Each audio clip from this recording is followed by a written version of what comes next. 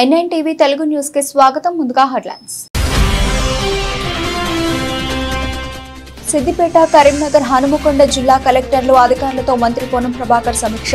హుస్నాబాద్ నియోజకవర్గాన్ని role model గా తీర్చిదిద్దేందుకు ప్రణాళికలు రూపొందించాలని అధికారులకు ఆదేశారు.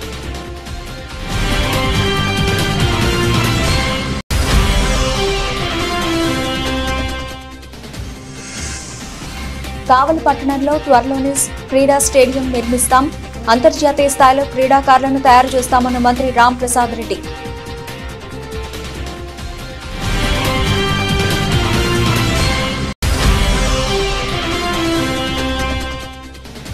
పర్యాటక రంగం అభివృద్ధితో పాటు నిరుద్యోగ యువతకు ఉపాధి కల్పించే దిశగా పర్యాటక రంగాన్ని అభివృద్ధి చేస్తాం స్పష్టం చేసిన రాష్ట్ర మంత్రులు జూపల్లి కృష్ణారావు, దామోదర్ రాజనరసింహ.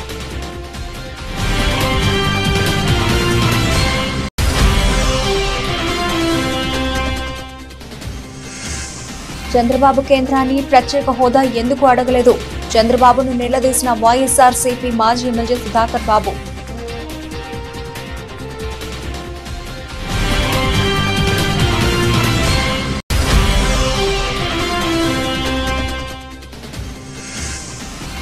మహారాష్ట్ర విధాన్ భవన్ లో టీమిండియా ఆటగాళ్లకు సన్మానం.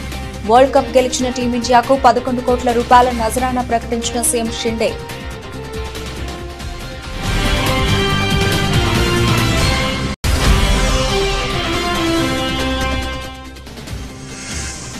ప్రియురాలు లావణ్య ఆరోపణలపై స్పందించిన రాజ్ తరుణ్. ఆ అమ్మాయిని తాను మోసం చేశాననడంలో నిజం లేదని వివరణ.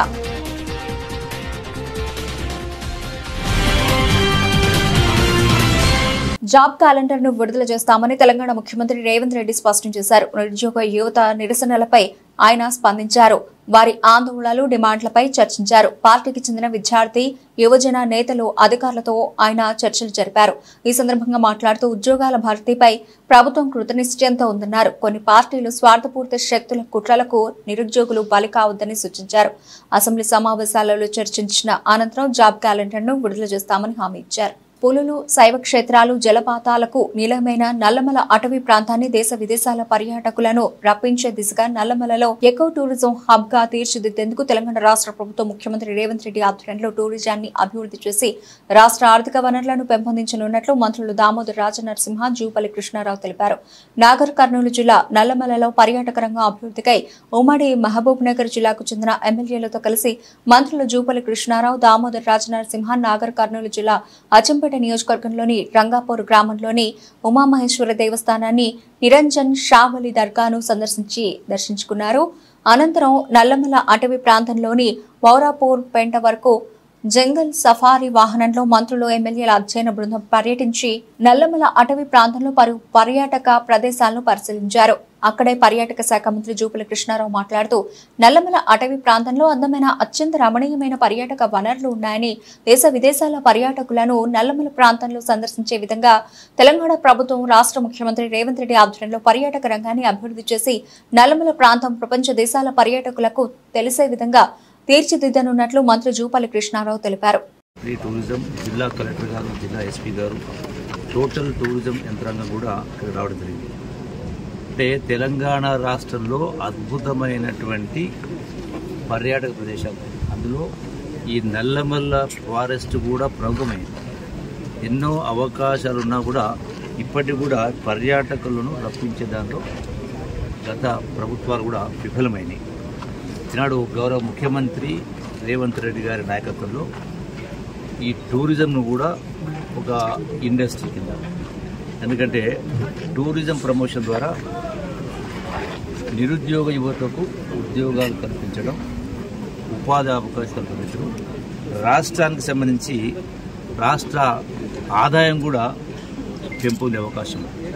ఈనాడు ప్రపంచంలో ఏమీ వనరులు, ఏమీ వసతులు, టూరిజం ప్రాంతాలు, అట్రాక్టివ్ ప్లేసెస్ లేకుండా కూడా ప్రపంచ స్థాయి టూరిస్టులు ఆకర్షిస్తాం. అన్నీ ఉన్నటువంటి మనం దాన్ని మార్కెట్ చేసుకోలేకపోతాం. అందుకనే ఈనాడు ఈ అడవులతో ముడిపడి ఉన్నటువంటి ప్రకృతి అందాలు ఎంత గొప్పగా ఉన్నటువంటి ఇక్కడ మాకు కనపడతా ఉంది. అసలు view point, Farahabad view point అంటే ఎక్కడ లేదు ఇటువంటి ప్రాంతాలు రావడము ఇక్కడ ప్రకృతిని తిలకించడము, ఈ ఫారెస్ట్ ప్రాంతాన్ని, అటవీ ప్రాంతాన్ని పర్యాటక కేంద్రంగా తీర్చిదిద్దాలి. ఎకో టూరిజం కానీ, జనరల్ టూరిజం కానీ, ఈ అటవీ ప్రాంతాన్ని కాపాడుతూ పచ్చదనాన్ని పెంచుతూ టూరిజాన్ని పెంచాలనే ఒక సదుద్దేశంతో ఈరోజు మా సహచర మంత్రివర్యులు మనం ఆహ్వానించడము, నేను నాతో సహా గౌరవ శాసనసభ్యులందరూ ఈ అటవీ ప్రాంతాన్ని సందర్శించడము. ఇది ప్రధానంగా మరునూరు వ్యూ పాయింట్ అంటారు, ఫరహాబాద్ వ్యూ పాయింట్. అంటే పచ్చదనం కింద పెద్ద వాస్ట్ ఏరియాలో పచ్చదనము అంటే ఎంత అట్రాక్టివ్గా ఉన్నది, ఎంత పొటెన్షియాలిటీ ఉన్నది, ఎంత పెంచగలుగుతాము, టూరిజాన్ని పెంచాలి అనే సదుద్దేశము ఆలోచన రాష్ట్రం. వైఎస్ఆర్సీపీ అధ్యక్షులు వైఎస్ జగన్ ని తన క్యాంపు కార్యాలయంలో ముద్రగడ పద్మనాభం, కాసు మహేష్ రెడ్డి కలిశారు. వారితో పాటు వైసీపీ ముఖ్య నాయకులు, ఇటీవల ఎన్నికల్లో పోటీ చేసిన అభ్యర్థులు హాజరయ్యారు.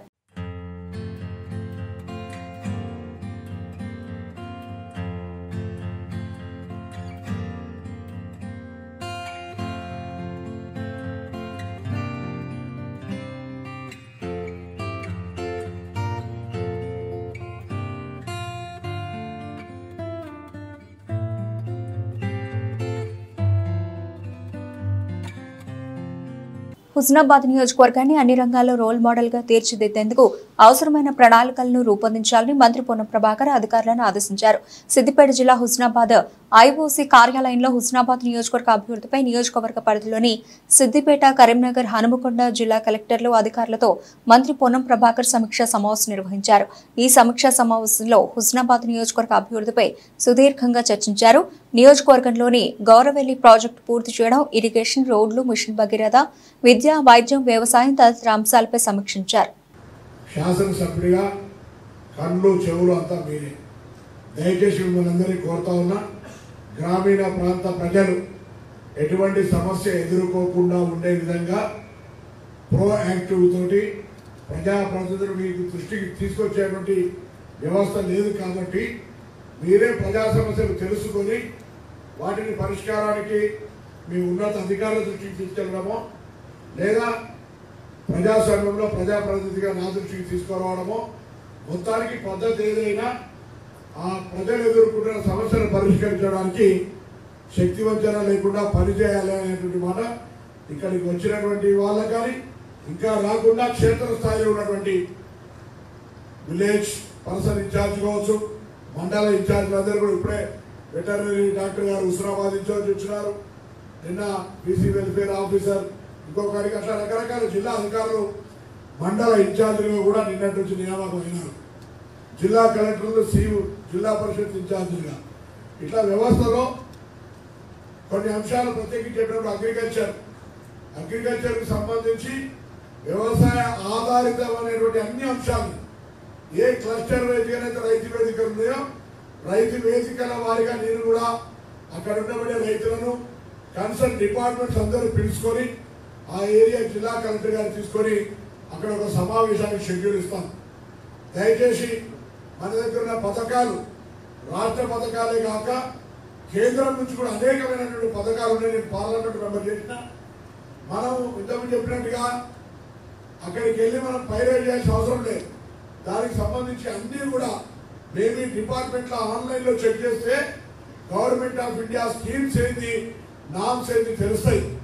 దయచేసి ఆ విషయంలో మీరు ప్రోయాక్టివ్ అయి హ్యాండ్లూమ్స్ టెక్స్టైల్ కావచ్చు, అగ్రికల్చర్ కావచ్చు, ఎనిమల్ హస్బెండరీ కావచ్చు, బీసీ వెల్ఫేర్ కావచ్చు, లేదా ఇతరత్ర అన్ని రకాల స్కీమ్స్ కు ఫెడరల్ సిస్టమ్ లో సెంట్రల్ అండ్ స్టేట్ కలిసి ఉన్నాయి.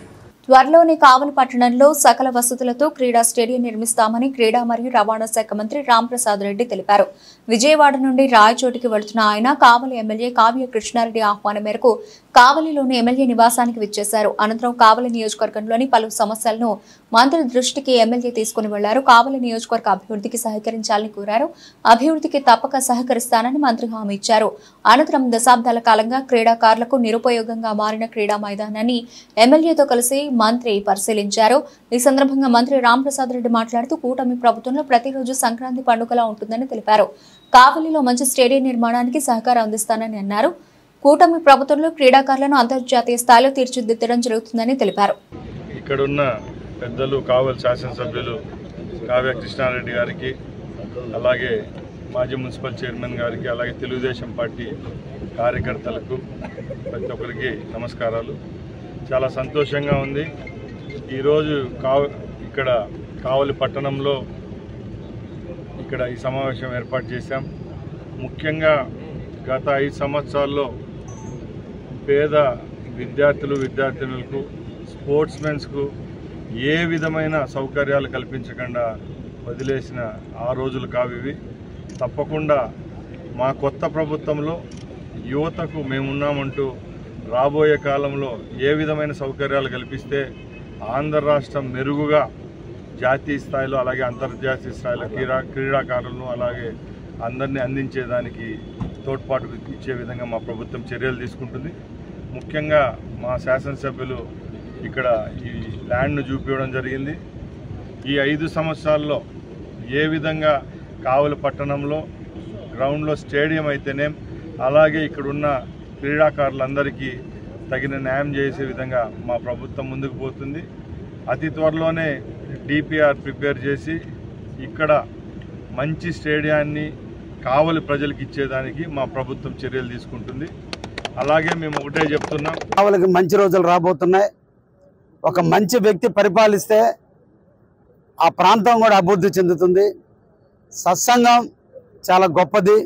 ఈ రాష్ట్రంలో శ్రీ నారా చంద్రబాబు నాయుడు గారు ముఖ్యమంత్రి అయిన దగ్గర నుంచి ప్రకృతి, రాముడి పట్టాభిషేకం జరిగితే ప్రకృతి ఎట్లా పులకరించి వాతావరణం చల్లబడి పూల వర్షం కురిసిందో, నేడు చంద్రబాబు నాయుడు ముఖ్యమంత్రి అయిన తర్వాత ఈ రాష్ట్ర నలుమూలల పూల వర్షం లాంటి రావటం, ప్రకృతి ఆనందోత్సవాల మధ్య నిన్నటి 1వ తేదీన ఈ రాష్ట్రంలో ఉన్న వృద్ధులకి, వికలాంగులకి, వితంతువులకి అందరికీ కూడా పెన్షన్లు పంచడం కూడా జరిగింది. నేడు ఈరోజు అనుకోని పరిస్థితుల్లో ఈరోజు కావలిలో రాంప్రసాద్ రెడ్డి గారు రావటం, రాగానే మొట్టమొదట స్టేడియం సందర్శించాలని ఆయన ముందుకు రావటం, అందరు పరిశీలించిన తర్వాత డిపిఆర్లు తయారు చేయడం నాకు ఎమ్మెల్యేగా నాకు ఒక అదృష్టం. మల్కాజ్గిరి సెగ్మెంట్ లో ఎంపీ ఈటెల రాజేందర్ పర్యటించారు.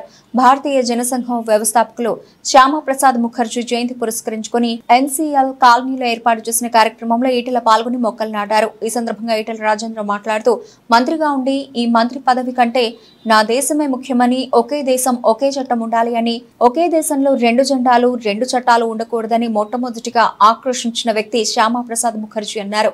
70 సంవత్సరాల భారతీయ ప్రజల అంతరంగాన్ని ఎవరూ పట్టించుకోలేదని, దానిని నెరవేర్చి జమ్మూ అండ్ కాశ్మీర్ భారతదేశంలో అంతర్భాగమే అని చెప్పడమే కాదు, చేసి చూపించిన ఘనత నరేంద్ర మోదీకి దక్కిందని వ్యాఖ్యానించారు. శ్యామప్రసాద్ ముఖర్జీ గొప్ప తత్వవేత్త, విద్యావేత్త. వారు ఉపాధ్యాయ కలిసి జనసంఘ్ ఏర్పాటు చేసి భారతీయులందరినీ ఏకీకరణ చేయడంలో కీలక పాత్ర పోషించిన మహోన్నత వ్యక్తి అని కొనియాడారు.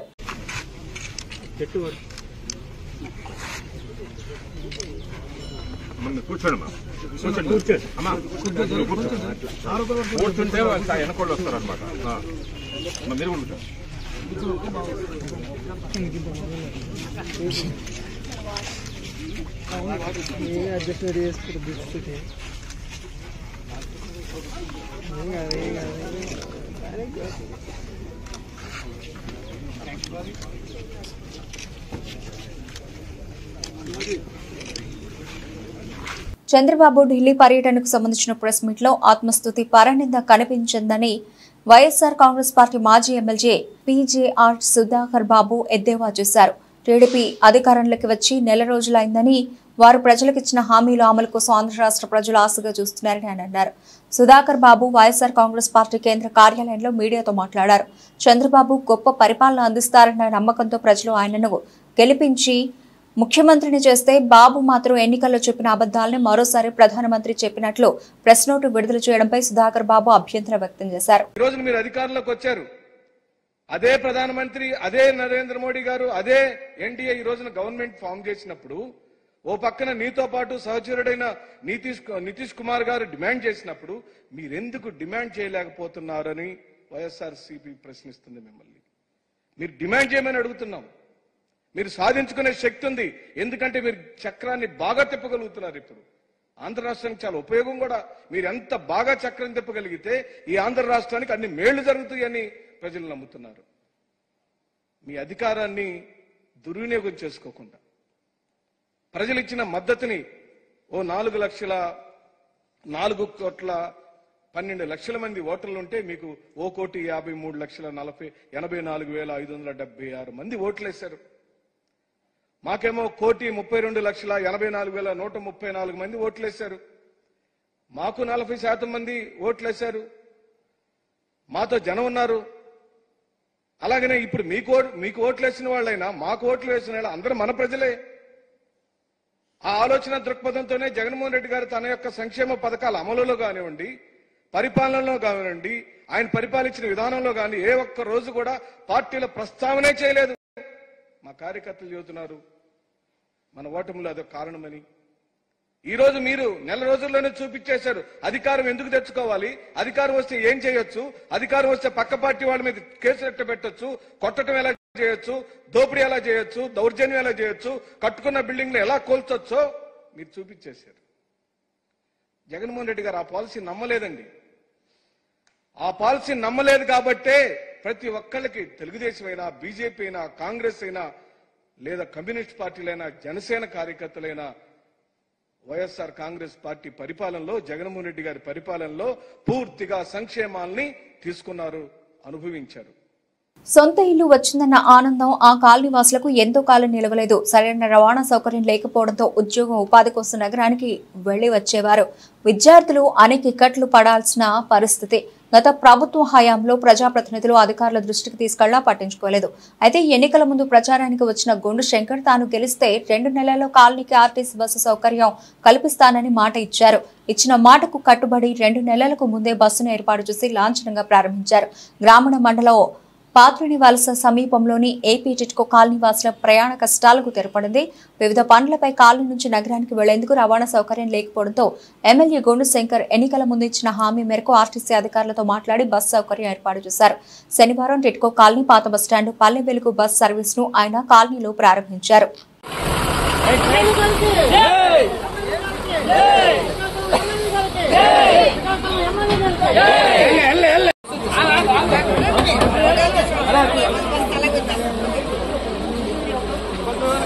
శ్రీకాకుళం నియోజకవర్గంలో ఇక్కడ పాత్రవలస దగ్గర ఉన్న టిట్కో ఇల్లు దాదాపు 500 మంది ఇక్కడ ఆక్యుపేషన్లోకి వచ్చారు.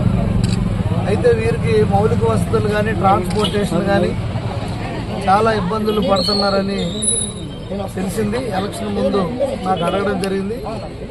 అయితే వీళ్ళకి రవాణా సౌకర్యార్థం ఆర్టీసీ బస్సు వచ్చే విధంగా మేము ప్రయత్నిస్తామని చెప్పడం జరిగింది. ఈ సందర్భంగా నేను రాష్ట్ర మంత్రివర్యులు అచ్చెన్నాయుడు గారి దృష్టికి, అలాగే కేంద్ర మంత్రివర్యులు రామ్మోహన్ నాయుడు గారి దృష్టికి కూడా నేను పెట్టడం జరిగింది.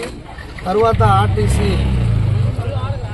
ఆర్ఎంఓ గారు, అలాగే డిఎం గారు అందరితో మీటింగ్ పెట్టి వారికి నేను నిర్ణయించుకున్న వెంటనే తక్షణమే వారు వచ్చి దీన్ని మొత్తం ఈ ఇన్స్పెక్షన్ చేసి ఈ రూట్ని వెంటనే అప్రూవల్ చేసి ఈరోజు బస్సు కూడా ఈ టిడ్కో కాలనీ నుండి ప్రారంభించినందుకు ముందుగా ఆర్టీసీ అధికారులందరికీ కూడా, శ్రీకాకుళం ఆర్టీసీ డిపో మేనేజర్ గారు మల్లికార్జునరావు గారికి, ఆర్ఎంఓ గారికి అందరూ కూడా పేరు పేరున నా హృదయపూర్వక ధన్యవాదాలు. అలాగే అచ్చెన్నాయుడు గారికి, రామ్మోహన్ నాయుడు గారికి కూడా ప్రత్యేకమైన అభినందనలు, ధన్యవాదాలు తెలియజేసుకుంటూ ఈ అవకాశాన్ని ప్రయాణికులందరూ కూడా ఉపయోగించుకొని మళ్ళీ బస్సు సక్రమంగా తిరిగేటట్టు అందరూ సహకరించాలని కూడా కోరుకుంటూ, ఇంకా ఏవైతే మౌలిక వసతుల కల్పన, రేషన్ డిపో కానీ, అలాగే కొన్ని దగ్గరలో స్నేక్స్ అవన్నీ వస్తున్నాయి. అక్కడ జంగిల్ క్లియరెన్స్ లేదన్నారు, వాటి మీద అలాగే వాటర్ కానీ పవర్ కానీ అన్ని విషయాలు ఇక్కడ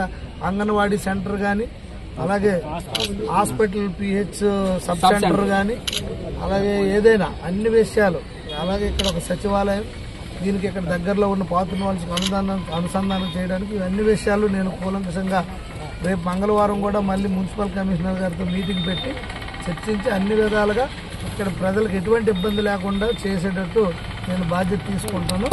మీరు కూడా అందరూ ఈ బస్సు ప్రయాణం సక్సెస్ఫుల్గా రన్ అయ్యేటట్టు అందరూ సహకరించాలని కోరుకుంటూ అందరికీ ధన్యవాదాలు. మాజీ ముఖ్యమంత్రి జగన్మోహన్ రెడ్డి నెల్లూరు జైల్లో ఉన్న మాజీ శాసనసభ్యులు పిన్నెల్లి రామకృష్ణారెడ్డిని పరామర్శించిన అనంతరం మాట్లాడిన వ్యాఖ్యలపై స్పందించిన మాచర్ల శాసనసభ్యులు జూలకండి బ్రహ్మానందరెడ్డి మీడియా సమావేశం నిర్వహించి మాట్లాడుతూ జగన్తో నీతులు చెప్పించుకునే స్థితిలో మేము లేమని, పాత కేసులన్నీ తిరగతోడుతాం, అక్రమాలకు అండగా నిలిచిన వారు విచారణ ఎదుర్కోవాల్సిందే. పులివెందుల ఎమ్మెల్యే దమ్ముంటే మాచర్లకు వస్తే మీ సుద్దపూస ఉంగరాల బ్రదర్స్ గుడుంబ శంకర్లు మాచర్లను చెరబట్టిన అక్రమాలు అన్యాయాలు ఆధారాలతో సహా చూపిస్తానని ఓ వేదిక ఏర్పాటు చేయమంటావా అంటూ మాచర్ల ఎమ్మెల్యే జూలకండి బ్రహ్మారెడ్డి పులివెందుల ఎమ్మెల్యే జగన్మోహన్ రెడ్డికి సవాల్ విసిరారు. సమావేశంలో పట్టణ అధ్యక్షులు కొమెర దుర్గారావు, జిల్లా ఎస్ఎస్ఎల్ అధ్యక్షులు సాతులూరు కుమార్, జిల్లా బీసీసీఎల్ అధ్యక్షులు Munna Rambabu Yadav, councillor Madar Sahab, Telugu Desam party senior నాయకులు మద్దికప్పు వెంకటరామరెడ్డి, నేరెళ్ల వీరస్వామి, అలాగే గుండాల శ్రీనివాస్ యాదవ్, యనుమల కేశవరెడ్డి, సురేష్, అంజీ, లాలా, వినోద్, తెలుగుదేశం, జనసేన, బీజేపీ నాయకులు కార్యకర్తలు పాల్గొన్నారు. మాజీ ముఖ్యమంత్రి జగన్మోహన్ రెడ్డి గారు తన సహచరుడిగా ఉన్న మాచర్ల మాజీ శాసనసభ్యుడు పిన్నెల్లి రామకృష్ణారెడ్డిని నెల్లూరు జైల్లో పలకరించడానికి ముందుకొచ్చాడు. ఈ రాష్ట్రంలో ఆయన ముఖ్యమంత్రిగా ఉన్నప్పుడు ఆడబిడ్డల మాన ప్రాణాలకి, బలహీన వర్గాల మీద దాడులు జరిగినప్పుడు కానీ, ఒక దళిత డాక్టర్ సుధాకర్ని వేధించి చంపినప్పుడు కానీ, వాళ్ళ ఎమ్మెల్సీ మరి డోర్ డెలివరీ చేసినప్పుడు కానీ, తన అక్కని అవమానించారు, అసభ్యంగా ప్రవర్తిస్తున్నారు అని చెప్పేసి ఒక పసిబిడ్డ మరి భావోద్వేగంతో తన అక్కని కాపాడే ప్రయత్నం చేసినప్పుడు, సజీవ దహనం చేసినప్పుడు రేపల్లెలో ఎప్పుడూ బయటికి రాల మరి ఈ ముఖ్యమంత్రి గారు. ఈరోజు రాష్ట్రంలో అనేక కష్టాలు, బాధలు, కేసులు, సాధింపులు, వేధింపులు, ఆర్థిక నష్టాలు అన్నీ చవి చూసిన తెలుగుదేశం పార్టీ నాయకులు, కార్యకర్తలు మౌనంగా మా నాయకుడి ఆదేశం మేర మేము ఎక్కడా కూడా హింసను ప్రేరేపించకుండా ఉండబట్టే ఈరోజు ఈ రాష్ట్రం ఈ విధంగా ఉంది. మేము అడుగుతా ఉన్నాం, నువ్వు 99% హామీలు అమలు చేసావు కదా, ఆ 1% ఏదో సెలవియండి, మేము కూడా తెలుసుకుంటాం.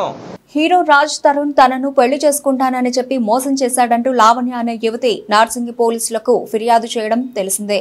దీనిపై హీరో రాజ్ తరుణ్ స్పందించారు. ఇందులో తన తప్పేమీ లేదని, అందుకే ధైర్యంగా ముందుకు వచ్చి మాట్లాడుతున్నానని స్పష్టం చేశారు. ఆ అమ్మాయిని తాను మోసం చేశాననడంలో నిజం లేదని అన్నారు.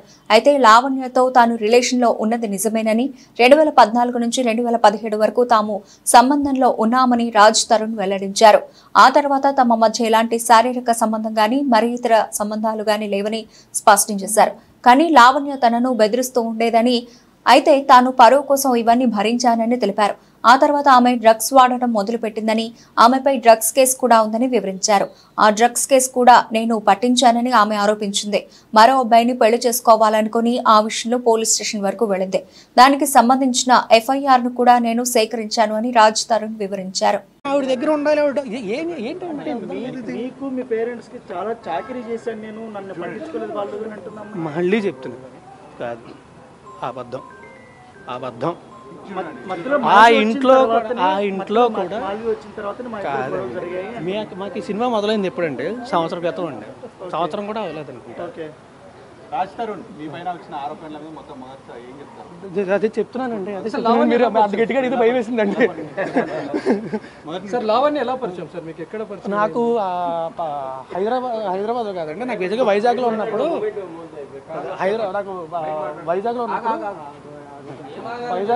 నాకు ఫేస్బుక్లో పరిచయం అండి. హైదరాబాద్ వచ్చింది. సరే వెళ్ళిపోతాం. నాకు వైజాగ్లో పరిచయం అండి. హైదరాబాద్ వచ్చిన తర్వాత ఇనీషియల్గా నేను ఒక దీనికోసం వచ్చినప్పుడు, సినిమా గురించి వచ్చినప్పుడు హైదరాబాద్ వచ్చినప్పుడు ఇనీషియల్గా అప్పటి నుంచి పరిచయం అండి నాకు. అంటే ముందు నుంచే మీరు పెళ్లి చేసుకుందామని రిలేషన్ స్టార్ట్ చేశారు, లేకపోతే ఫ్రెండ్షిప్గా ఉండి అలా ఒకరికొకరు ఇష్టపడి పెళ్లి చేసుకుందామని అనుకున్నారు? లేదండి, రిలేషన్షిప్ అనేది ఉండేదండి. అప్పట్లో ఉండేదండి, 2-3 ఇయర్స్ అండి. ఆ తర్వాత లేదండి. బట్ నాకు పెళ్లి అనే ఉద్దేశం ఎప్పుడూ లేదు. అవునండి. ఇప్పుడు మీ ఫ్లాట్ లో ఆమె ఉందనేది అవునండి, నిజం అండి. మీరు ఎందుకు ఫ్లాట్ వదిలేశారండి? నేను ఫ్లాట్ వదలలేదండి. ఆమెకి డ్రగ్స్ అలవాటు, ఆమె చుట్టూ ఉండే మనుషులు వీళ్ళందరూ కూడా చాలా చెత్త. అలా అని చెప్పి నేను హైదరాబాద్ వచ్చిన కొత్తలో ఖచ్చితంగా నాకు హెల్ప్ చేసిందండి, గ్రాడ్యుయేట్ ఉంది. రెండోది ఏంటంటే నిజంగా ఇందాక చెప్పినట్టే నా రెప్యుటేషన్ ఎక్కడ పాడవద్దు అని భయంతో మూసుకొని నేనే బయటకు వెళ్ళిపోయానండి. వదులుకోవడానికి సిద్ధంగా లేనండి. అమెరికా వెస్టిండీస్ సంయుక్తంగా నిర్వహించిన T20 వరల్డ్ కప్ టోర్నీలో విజేతగా నిలిచి స్వదేశానికి తిరిగి వచ్చిన టీమిండియాపై ప్రశంసల వర్షం కురుస్తోంది. తాజాగా వరల్డ్ కప్ గెలిచిన టీమిండియా జట్టుకు మహారాష్ట్ర ముఖ్యమంత్రి ఏక్నాథ్ షిండే 11 కోట్ల రూపాయల నజరానా ప్రకటించారు. ముంబైలోని మహారాష్ట్ర మిథాన్ భవన్ లో టీమిండియా ఆటగాళ్లు రోహిత్ శర్మ, సూర్యకుమార్ యాదవ్, యశస్వి జైస్వాల్, శివం దూబెల్ ను మహారాష్ట్ర ప్రభుత్వం ఘనంగా సత్కరించింది. ఈ కార్యక్రమంలో సీఎం ఏక్నాథ్ షిండే టీమిండియాకు నజరానా ప్రకటించారు. కాగా తన ప్రసంగంలో షిండే మాట్లాడుతూ చిరకాల ప్రత్యర్థి పాకిస్తాన్ వరల్డ్ కప్ లో టీమిండియా ఓడించడం తనకెంతో సంతోషం కలిగించిందని అన్నారు. దక్షిణాఫ్రికాతో ఫైనల్లో సూర్యకుమార్ యాదవ్ బౌండరీ లైన్ వద్ద పట్టిన అద్భుత క్యాచ్ గురించి ప్రస్తావించారు. అంతేకాదు మహారాష్ట్ర క్రికెట్ కు చెందిన రాస్ మామ్రే, అరుణ్ కనాడే టీమిండియా సహాయక సిబ్బందిగా తమ పాత్రను విజయవంతంగా నిర్వహించాలని సీఎం షిండే అభినందించారు. స్టాక్ మార్కెట్ తీవ్ర ఆటుపోట్లతో ట్రేడ్ అయినప్పటికీ నిఫ్టీ మాత్రం ఒత్తిడిని తట్టుకుని మరో జీవితకాల రికార్డు స్థాయిలో ముగిసింది. అయితే సెన్సెక్స్ మాత్రం రికార్డు స్థాయిల నుంచి దిగజారి 80,000 పాయింట్ల కన్నా దిగువన క్లోజ్ అయింది. ఇది మార్కెట్లో అనిశ్చిత స్థితిని తెలియజేస్తోంది. వరుసగా 3వ రోజు కూడా లాభపడిన నిఫ్టీ 21.70 పాయింట్ల లాభంతో జీవితకాల గరిష్ట స్థాయి 24,323.85 వద్ద ముగిసింది. నిఫ్టీ షేర్లలో 34 లాభాలతో ముగిశాయి. సెన్సెక్స్ మాత్రం 53.07 పాయింట్లు నష్టపోగా 79,996.60 వద్ద ముగిసింది. వారం మొత్తం మీద సెన్సెక్స్ 963.87 పాయింట్లు, నిఫ్టీ 313.25 పాయింట్లు లాభపడ్డాయి.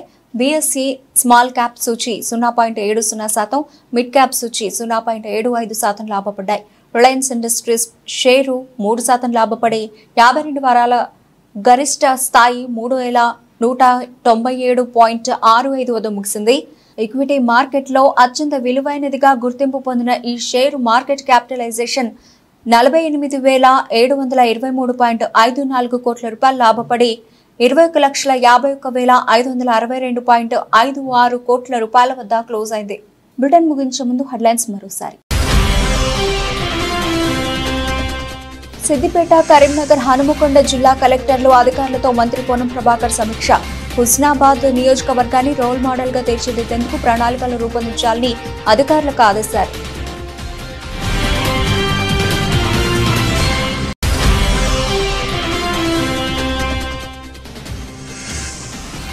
కావలి పట్టణంలో త్వరలోనే క్రీడా స్టేడియం నిర్మిస్తాం.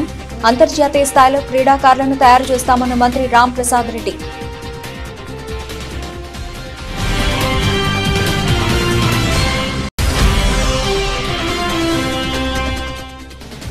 పర్యాటక రంగ అభివృద్ధితో పాటు నిరుద్యోగ యువతకు ఉపాధి కల్పించే దిశగా పర్యాటక రంగాన్ని అభివృద్ధి చేస్తాం స్పష్టం చేసిన రాష్ట్ర మంత్రులు జూపల్లి కృష్ణారావు, దామోదర్ రాజనరసింహ.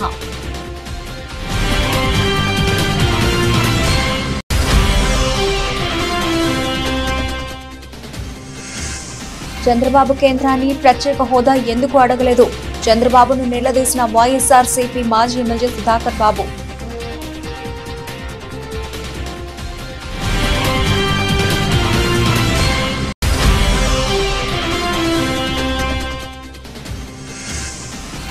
మహారాష్ట్ర విధాన్ భవన్లో టీమిండియా ఆటగాళ్లకు సన్మానం. వరల్డ్ కప్ గెలిచిన టీమిండియాకు 11 కోట్ల రూపాయల నజరానా ప్రకటించిన సీఎం షిండే.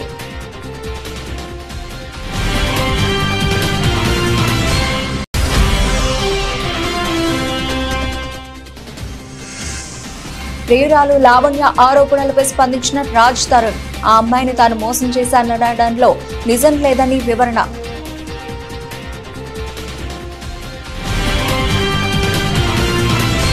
ఇవి ఇప్పటివరకు నవలసిన అప్డేట్స్. మరిన్ని అప్డేట్స్ తో మళ్ళీ కలుద్దాం. అంతవరకు సెలవు. నమస్తే.